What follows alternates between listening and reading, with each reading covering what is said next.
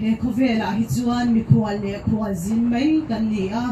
zanina he tilai lo nge lalpa kan kal don kan shelo chuwang chuan in ring renga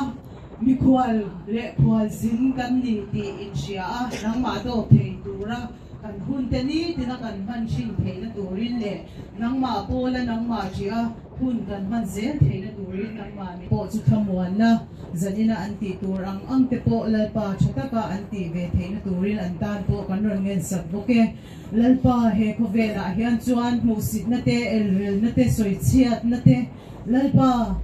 eng ma hi lalpa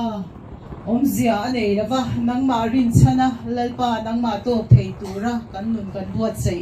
atu zia tharim min shiat ve tir fola tizuan he khovela hian lalpa ki korte pakhat po kan pian chua pui lo na khovela hian lalpa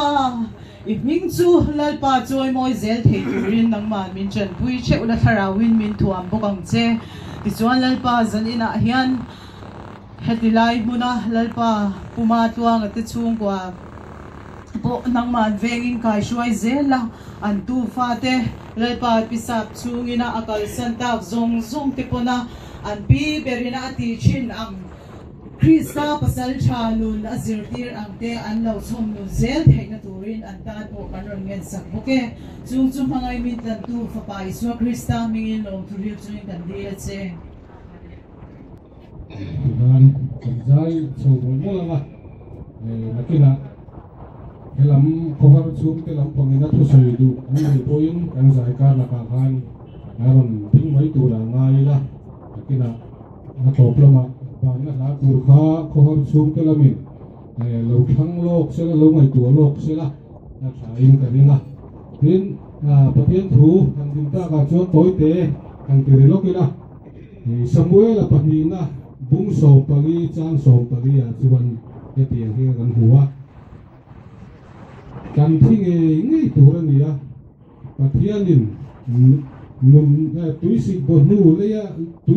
bonu ru le thei to lawang hi kan ni pathianin nun na hi ala bon wa va plan bo chu ala ka mi thang ni lawan rema ruat mai ani ti kan huwan ne chu mi hring te kan ding hun eten bo chiat na wang he kan le taksa pathianin an chia thentir vai vuda siam india vai vuda ile turani ti kha pathian ram ruat na fel tak mi hring te chu lo theng kan zawaya kan chu la theng tu ani he kan le taksa boral huna kan tharau pathian he na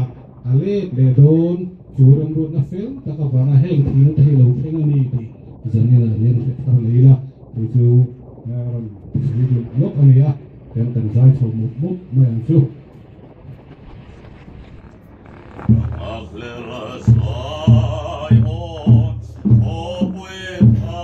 lal na vang ram ro bui